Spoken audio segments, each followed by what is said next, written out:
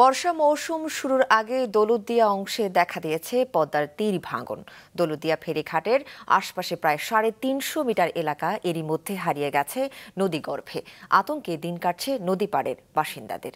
রাজবাড়ীর প্রতিনিধি ইমরান হোসেন মনিমের তথ্য ছবিতে ডেস্ক রিপোর্ট। দৌলতদিয়া ঘাটে এই বটগাছটি কয়েক মিটার উপরে দোকানের পাশে ছিল। নদী ভাঙনের কারণে দেবে গেছে এটি। জিওব্যাগ ফেলে এই ভাঙন প্রতিরোধের চেষ্টা করছে বিআইডব্লিউটিএ। কয়েকদিন ধরে বাড়ছে পদ্মার পানি। এতে রাজবাড়ীর দৌলতদিয়া ফেরিঘাট এলাকায় দেখা দিয়েছে ভাঙন। এরই মধ্যে বিলীন হয়ে গেছে 6 ও 7 নম্বর ফেরিঘাট এলাকার ছাত্তার মেম্বার পাড়ার 300 মিটার এবং 4 নম্বর ফেরিঘাটের মসজিদের পাশে আরও 50 মিটার এলাকা। পদ্মা সেতু হয়ে গেছে, এই দৌলতে একটা অচল, একটা মানুষের ইনকাম সোর্স নাই, কিছু নাই। দৌলতে মানুষ কি করে খাবে? এই আছে এই নদী, এই মানুষের ভিটা বাড়ি, এইগুলো যদি না থাকে মানুষের তো তার কোনো জায়গা নাই। এটা বস্তায় কিছু ফেলায়, আবার বাদ দেয়, আবার ভাঙে, ঠিক আছে?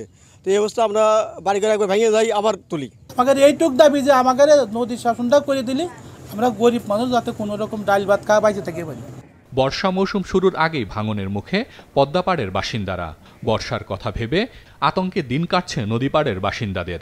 পোলাপান নিয়ে থাকি খুবই কঠিন অবস্থায়। পোলাপান নিয়ে ঘরে থাকি যে কোন সময় জানি দাবা নিবি, এটা বলে ভয় তো করে আমাকে।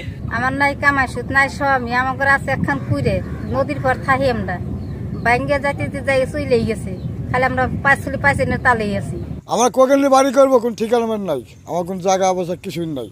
এইখানে 3 থেকে 400 পরিবার আছে এবং একটা সরকারি প্রাথমিক বিদ্যালয় আছে।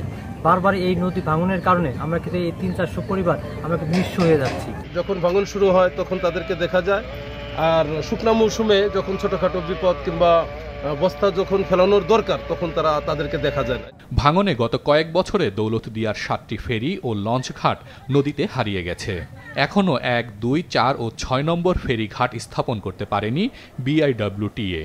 পাকুড়িয়া ঘাট এলাকা, এই ঘাট এলাকায় নদী ভাঙনের প্রয়োজনীয় ব্যবস্থা গ্রহণ করবেন বিআইডব্লিউটিএ এবং ঘাটের উজানে এবং ভাটিতে যে নদী তীর এলাকা আছে এখানে যদি কোনো ভাঙন দেখা দেয় সেই ভাঙন রোধে কাজ করবে বাংলাদেশ পানি উন্নয়ন বোর্ড। জমি অধিগ্রহণের কাজে ধীরগতি ও অর্থ বরাদ্দ স্থগিত হয়ে যাওয়ায় শেষ হচ্ছে না দৌলতদিয়া ঘাট আধুনিকায়ন প্রকল্পের কাজও। এতে বাড়ছে ভাঙন। আমাদের প্রকল্পে আমরা প্রথম যে আপনার বরাদ্দটা ছিল 652 কোটি টাকা, পানি উন্নয়ন বোর্ড এখন এইটা আপনার প্রায় 2400 কোটি টাকার মতো করছে।